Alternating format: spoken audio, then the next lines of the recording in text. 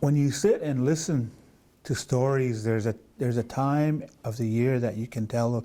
A lot of times that's not followed too much anymore. I try to as much as I can. There's a certain time during a season for different stories. But when I go back to my great-great-grandma, one of the things that I have a lot of pride in is that she sang and she talked to her corn like they were her kids. And people really believe that that's why their corn grew so well. Now, there was a winter when she made an abundance of corn and they didn't know why. And she really didn't know why. But because she loved to garden, who knows.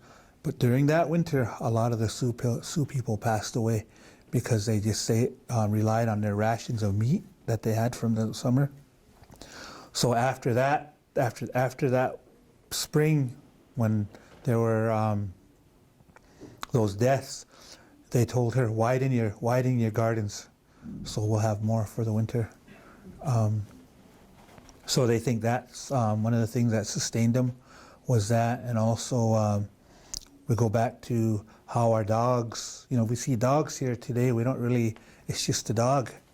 Well, back then, dogs were a means of everything.